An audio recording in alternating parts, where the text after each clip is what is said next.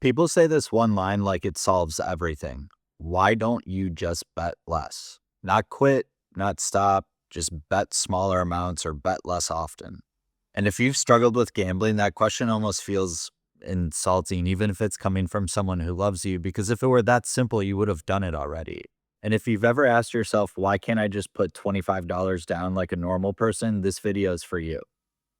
Because the answer has nothing to do with discipline and everything to do with how your brain is rewired. But before we go any further, if you haven't seen my videos before, my name's Joe and I struggled with gambling for a really long time, along with severe depression. So most of my issue was around sports betting, but I think whether it's physical or online casinos, it's mostly the same.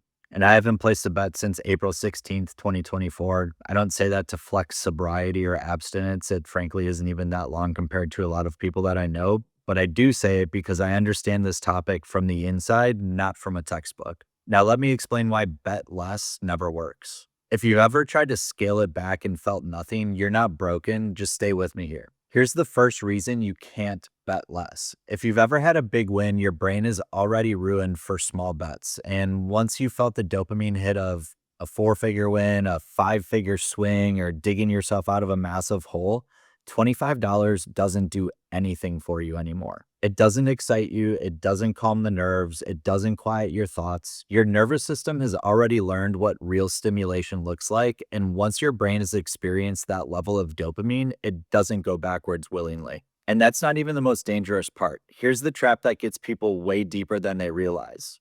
Let's say you get crushed earlier in the week. So Monday and Tuesday, you're down bad, and somehow maybe through some luck, maybe through some chaos, or maybe you hit a parlay, you climb out of it, and by the weekend, you're positive again. Your brain doesn't register that this was really risky behavior. It registers it as proof. Like, see, I can actually fix this. It actually becomes evidence for you. So the next time you're down, your brain says, hey, relax. Like, you've done this before. And that's how your bet sizes start to grow. And that's how confidence becomes delusion. And ultimately, that's how chasing starts to feel logical. And another scary part about that, even when you win again, it still doesn't feel right. Like, when you start betting heavy again, you do get a rush, but it's weaker, it's shorter, it's less satisfying, so you push it even more, whether that's more parlays, more live bets, doubling down on action that, I always take, like, a favorite in a game and they go down early, so the live line is looking really nice, so more reckless decisions ultimately because your tolerance builds. Think about it like this, it's no different than alcohol. If you know somebody who needs 30 beers to feel numb, they can't go back to 5 and feel okay.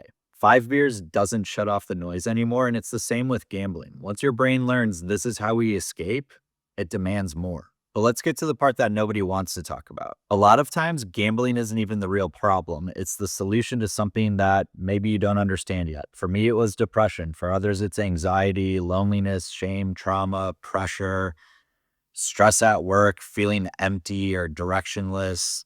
Gambling works at first and it'll distract you and it'll numb you out and it'll give you an identity and purpose, even if it's fake. But when someone just says, why don't you bet less? They're just missing the point. Because if you don't know what you're trying to escape, betting smaller won't work. It'll work for maybe a few days. And then over time, you'll start to increase those bet sizes again because it's not giving you the same feeling. Again, it's the same concept of drinking 5 beers instead of 30 won't work if you've been used to drinking 30, and betting $5 instead of $5,000 won't work because the need is still there. And this is where most people get stuck forever. I think a lot of people look at quitting gambling as a willpower issue. It's not. It's neurochemical. Like, it's an emotional regulation problem because most of the time, if you're in really deep, you're not even betting to win anymore. You're betting to feel something or stop feeling everything. And until that's addressed, no moderation strategy will survive that. That's why people relapse. That's why limits fail. That's why you blow past every rule you set for yourself, like one bet a day. And that's why responsible gambling messaging is like a joke for addicts. So if you've ever felt weak for not being able to bet less, listen closely because you're not broken, you're not lazy, you're not irresponsible. Your brain learned a coping mechanism that worked until it didn't. And the only real way out isn't placing smaller bets, it's understanding why you needed to bet in the first place. If this resonated with you, make sure you subscribe because this channel is about telling the truth that most people avoid. And again, you're not alone, even if it feels like it.